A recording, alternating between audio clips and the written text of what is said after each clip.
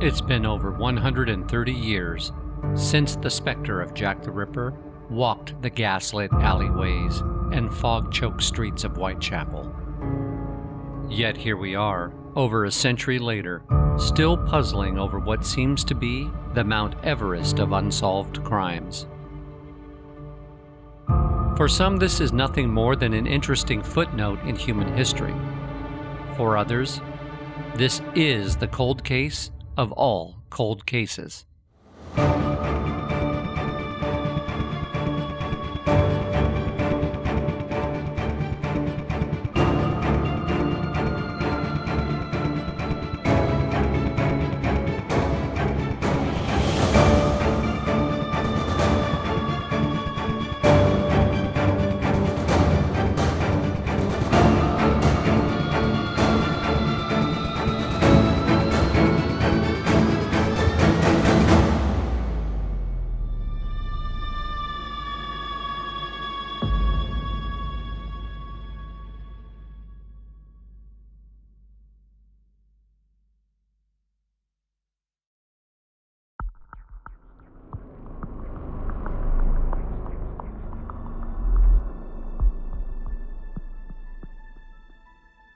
In the past, we have dedicated 2 of our stories to this subject, covering James Maybrick and Walter Sickert as potential suspects.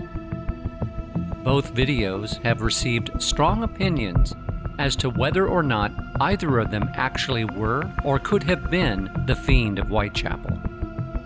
Recently, we had a request from one of our viewers, would we please do a video dedicated to more of the suspects? After looking into the details of how many suspects there have been, we decided to give it a go. For the purposes of this video, we will use the canonical 5 as our margin for victimology.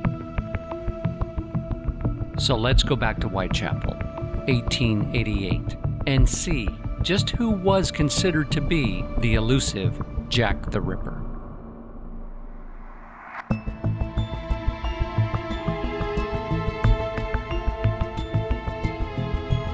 As we look at the map of Whitechapel, we see the murder sites of where the canonical 5 were killed.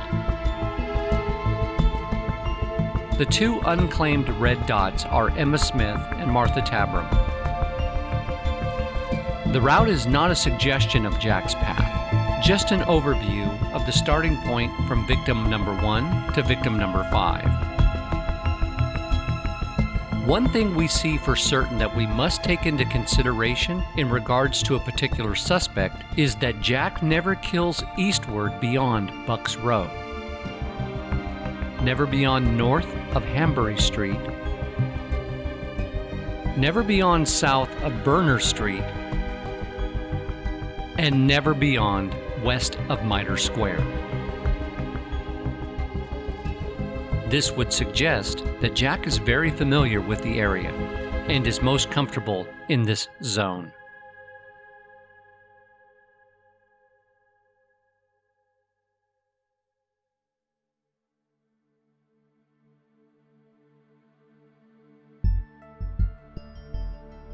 As we begin, we must understand from the very start that there were police suspects, suspects of rumor via public opinion, and finally, suspects considered by authors.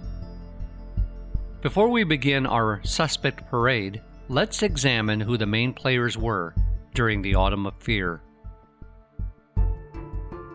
Queen Victoria is the ruling monarch on the throne at that time.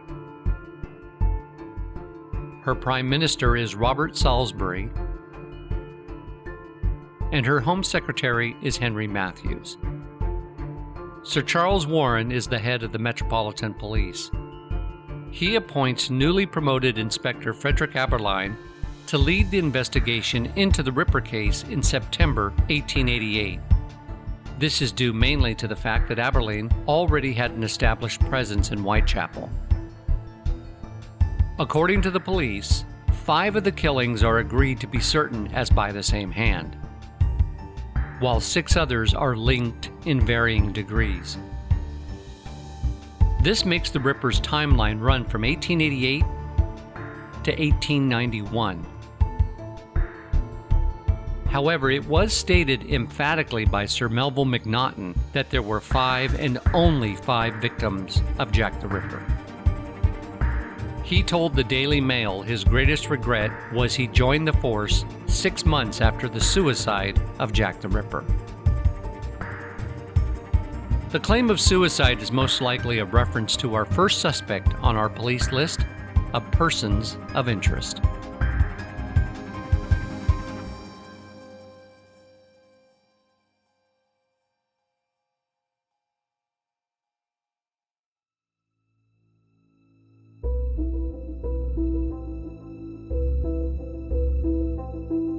Montague John Druitt, also known as M.J. Druitt, was born the 15th of August, 1857, originally from Dorset.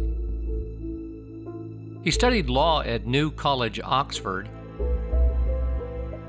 In 1880, he worked as an assistant schoolmaster at George Valentine's boarding school in Blackheath to supplement his income.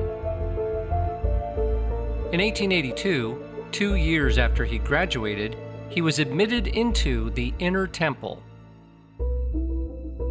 And on April 29, 1885, he was officially called to the bar as a barrister. He rented law chambers at 9 King's Walk Bench.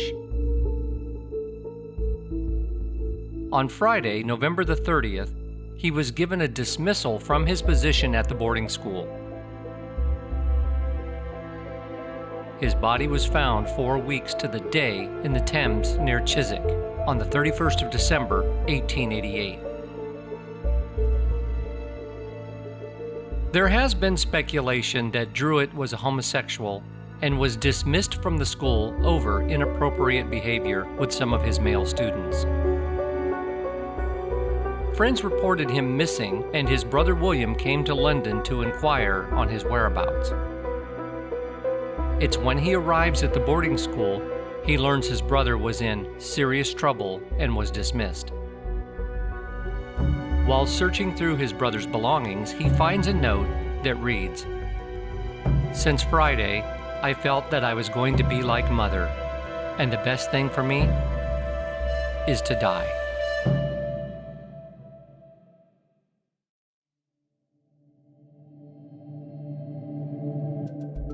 With the loss of his position at the school, and with the school informing his brother he was in serious trouble, it is not out of the question that in order to avoid a scandal, the school simply fired Druitt. The alternative would be the threat of turning him into authorities and having him arrested, homosexuality being illegal at that time, which would have cost him not only his freedom, but his law degree as well. The note indicates he was severely depressed, especially if he was considering suicide.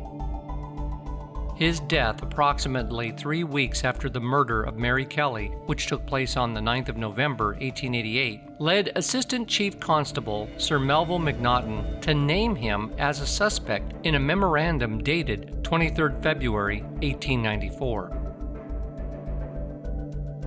Inspector Frederick Aberline dismissed Druitt as a serious suspect on the basis that the only evidence against him was the coincidental timing of his suicide shortly after the Mary Kelly murder.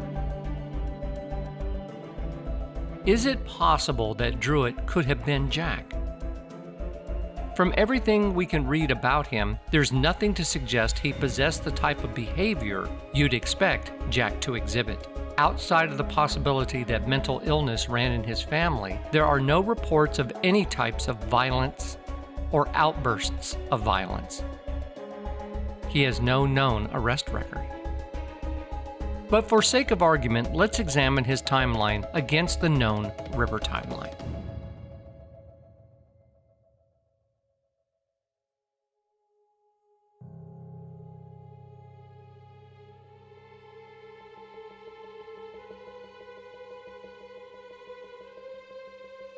On September 1st, the day after the Mary Nichols murder, Druitt is in Dorset playing cricket. On the day of the Annie Chapman murder, he is playing cricket in Blackheath. The day after the double event, He was in the West Country defending a client in court. If Druitt was using his law office as his base, then let's start with Mary Ann Nichols. Bucks Row, now Durward Street, is approximately 50 to 52 minutes walking distance. It's approximately 45 minutes to Hanbury Street or Berner Street, and about 35 minutes from Mitre Square. We know that after the attack on Catherine Eddowes, the killer cut off a piece of her apron and left it in the doorway of Gulson Street, which is a 5-minute walk eastward, suggesting the killer was returning to Whitechapel, not going in and then making an about face and heading back to the west. If this is true, then Druitt would be taking a huge risk. We can see it's not impossible for Druitt to walk to every murder site in Whitechapel from his law office. Each one is the better part of an hour. This would mean he risks walking in a highly populated area covered in blood as he makes his way back to the west side. We even took into consideration if he was operating from the school in Blackheath. And the closest murder site, which would have been Berner Street, is still just 3 minutes shy of a 2-hour walk. This would mean 4 hours walking to and from. As previously stated, Druitt, from all accounts, was well liked, was very involved in cricket, not only as a player, but as president and treasurer. He played football and had a full schedule teaching and practicing law. This is someone who has a very active life. Now mix serial murder into all of it. Is there time? The biggest time question is, did he have enough of it to make a 200-mile journey from the Nichols murder and then play cricket the next day in Dorset? Murder Annie Chapman in the early morning hours of September 8th, and play cricket in Blackheath that afternoon. Commit the double event and go defend a client in court in West Country the next day.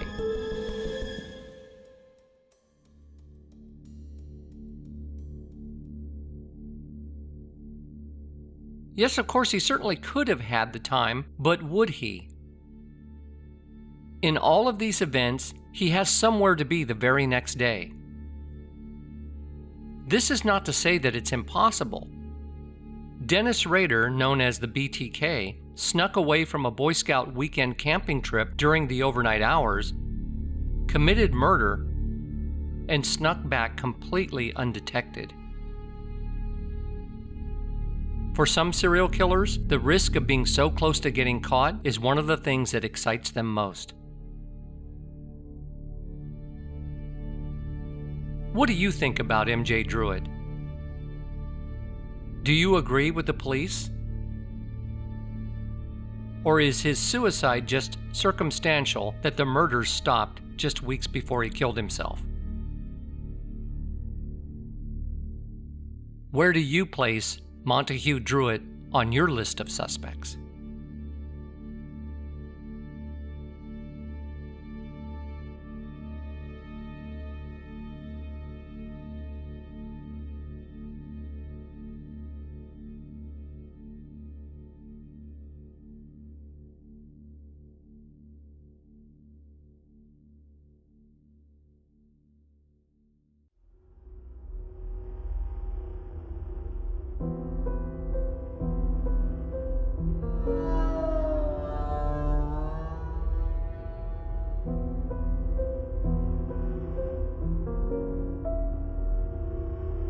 Serwin Antonowitz Klawoski, alias George Chapman.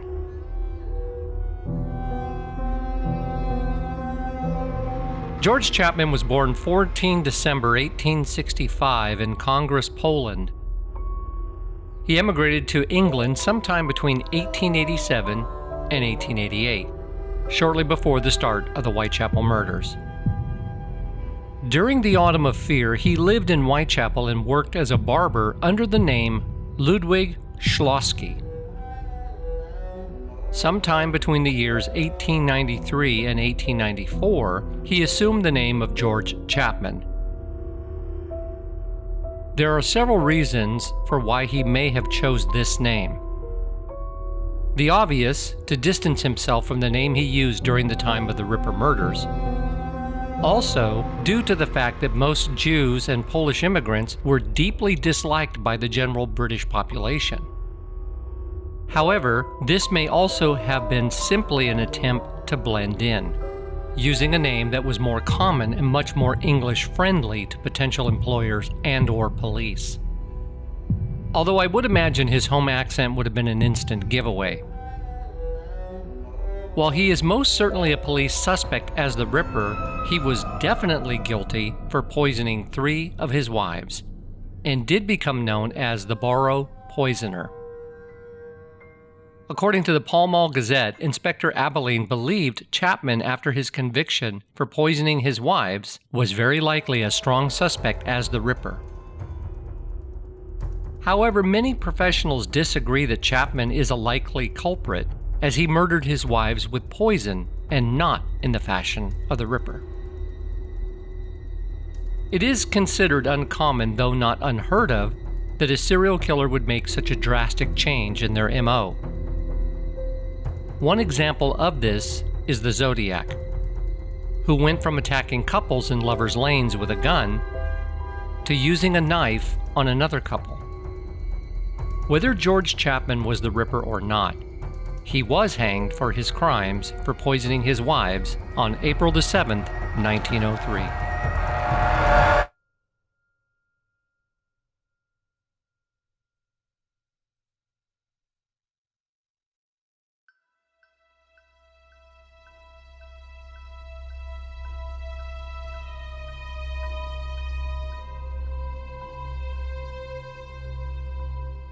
Michael Ostrog.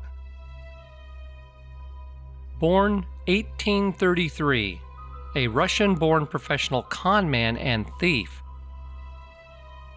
He used numerous aliases and assumed titles throughout his life. It virtually seems pointless that the police ever considered him as Jack the Ripper at all. The fact that he was on the police suspects list is curious, especially when there seemed to be others that were far more credible than Ostrog. Among his many dubious claims was that he was once a surgeon in the Russian Navy. He was mentioned as a suspect by McNaughton, who joined the case in 1889, the year after the canonical 5 victims were killed. Researchers have failed to find evidence that he committed crimes any more serious than fraud and theft. Author Philip Sugden discovered prison records showing that Ostrog was jailed for petty offenses in France during the Ripper murders. Ostrog was last mentioned alive in 1904. The date of his death is unknown.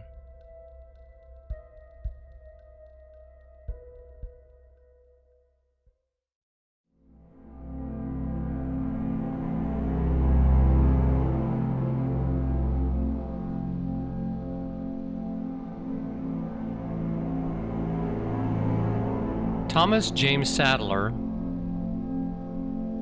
born 1837, was a friend of Frances Coles. She was the last victim added to the Whitechapel murders police file. Coles was murdered on February 13, 1891. Her body was discovered beneath a railway arch in Swallow Gardens, Whitechapel. 2 deep slash wounds had been inflicted to her neck. She was still alive, but died before medical help could arrive.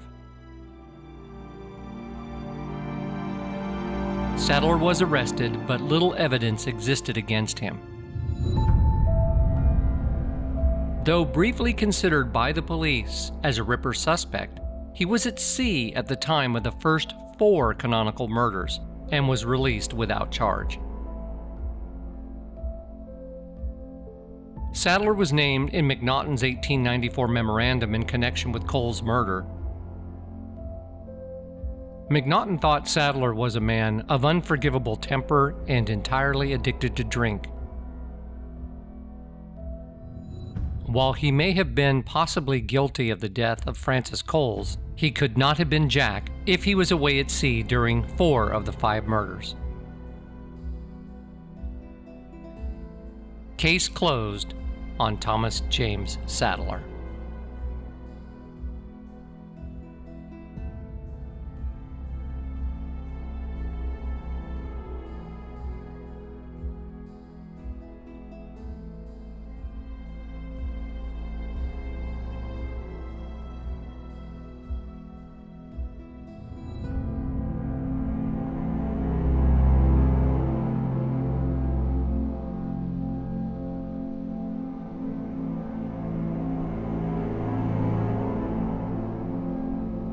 John Pizer.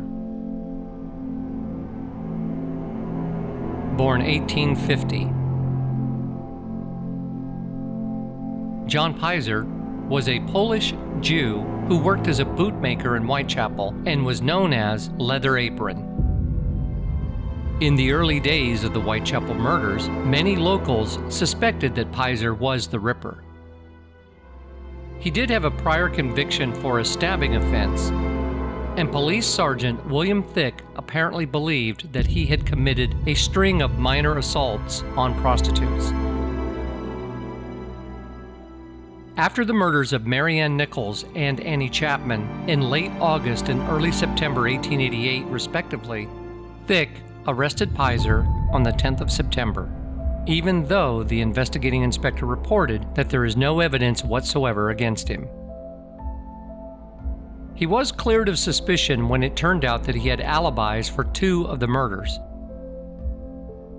He was staying with relatives at the time of one of the canonical murders, and he was talking with a police officer while watching a spectacular fire on the London docks at the time of another murder.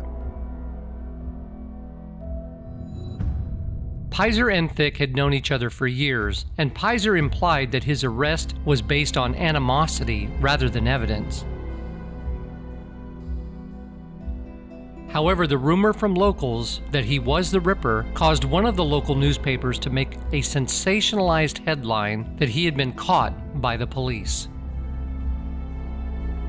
This rumor caused Pizer to nearly be lynched in the streets. Once it was proved that he had an alibi, Pizer successfully obtained monetary compensation from at least one newspaper that had him named as the murderer. The following year, Sergeant Thick himself was accused of being the Ripper by H.T. Halswood of Tottenham in a letter to the Home Office dated September 10, 1889. The presumably malicious accusation was eventually dismissed as it was without foundation. Records report Pizer died sometime in 1897.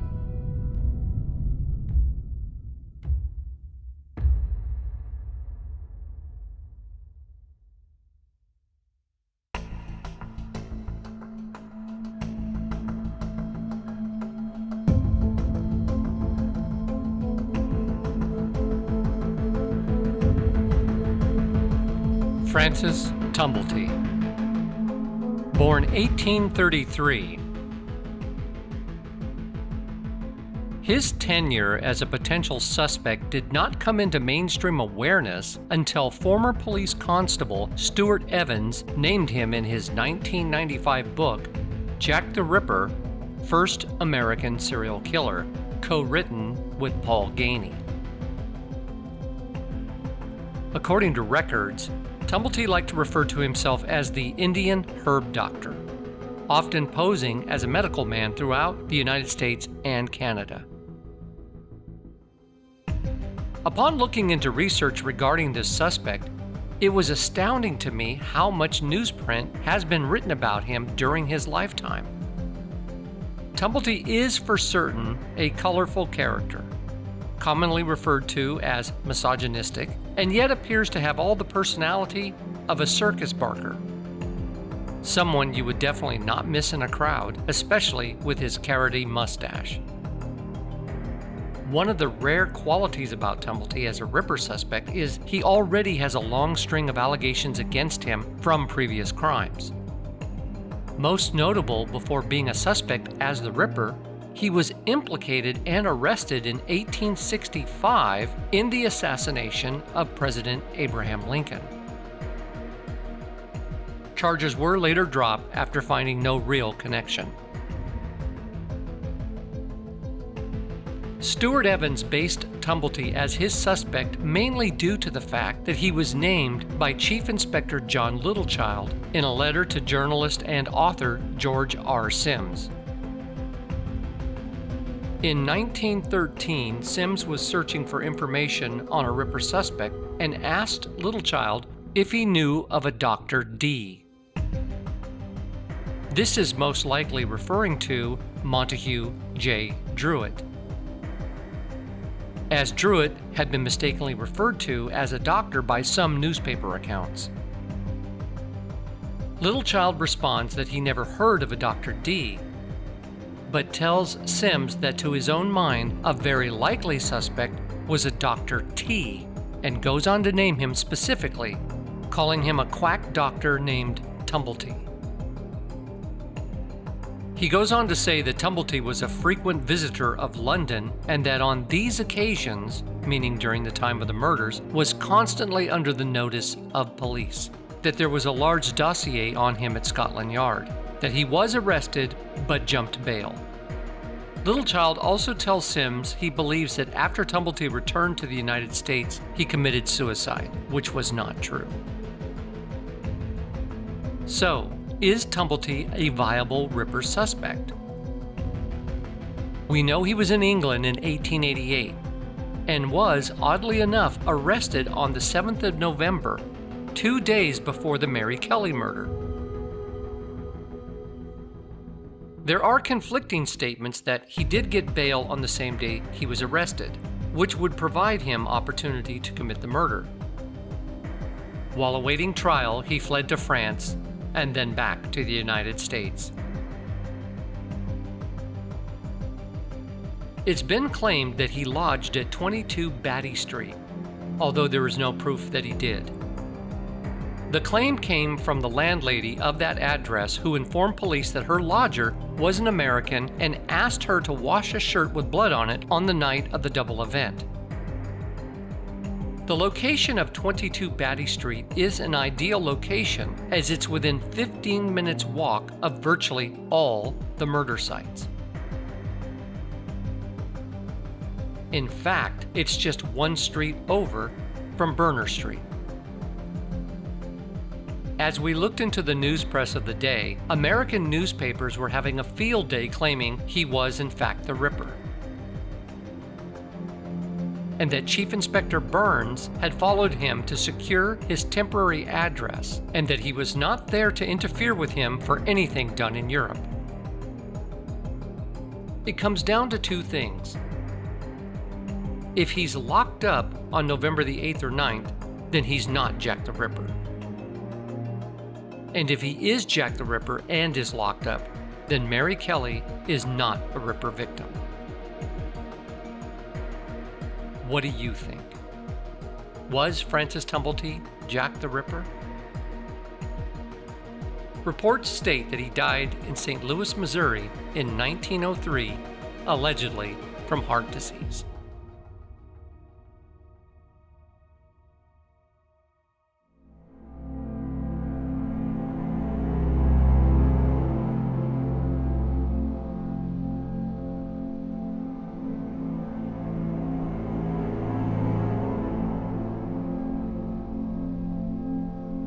Aaron Kosminski.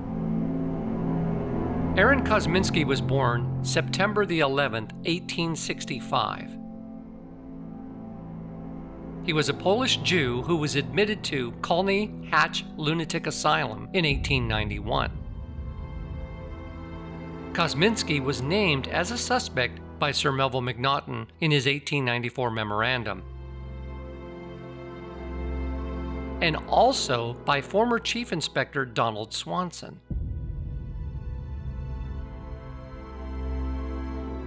Sir Robert Anderson, who was the Assistant Commissioner during the Ripper murders, wrote a memoir in 1910 about his public life and refers to Jack as a Polish Jew. Donald Swanson made handwritten comments in the margin of his copy of Sir Robert's memoirs, writing down just the surname Kosminski as the Ripper.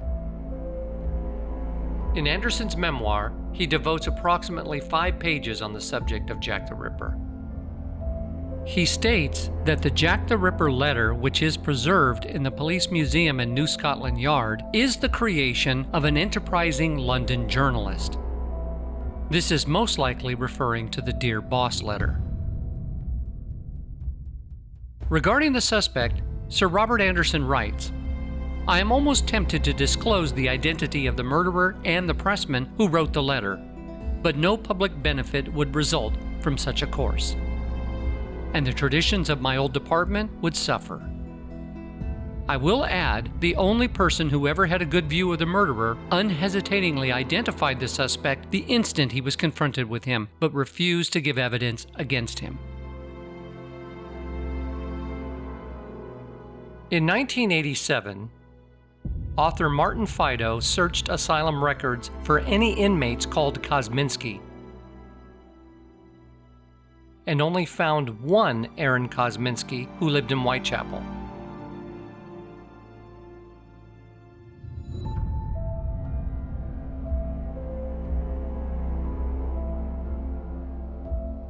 In 2014, DNA analysis tenuously linked Kosminski with a shawl said to have belonged to victim Catherine Eddowes.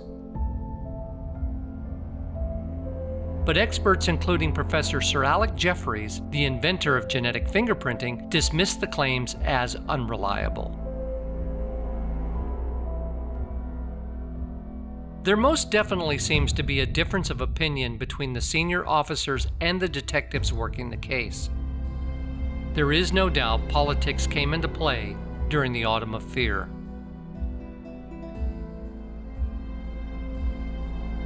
Sir Charles Warren was extremely unpopular considering his actions that had resulted in the riots of Trafalgar Square the year before, known as Bloody Sunday. And he is forever demonized for ordering the famed writing on the wall in Goulston Street to be removed, especially at the strong insistence from detectives to at least wait until it could be photographed. But Warren would have none of it. He demanded it be removed, as in his mind it was anti-Semitic, and with Whitechapel already a volatile powder keg, it wouldn't have taken much for the East End to explode into uncontrollable violence and riots.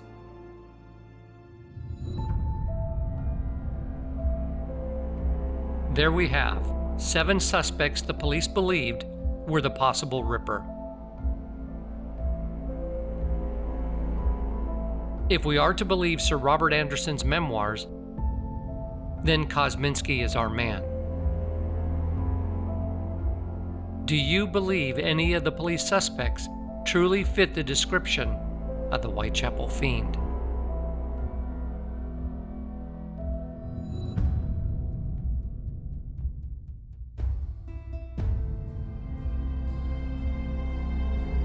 Thanks for watching part 1 of our series on Jack the Ripper suspects. In part 2 of our Jack series, we will examine the rumored suspects by the press and public opinion. Do you have a favorite suspect? Let us know in the comments below.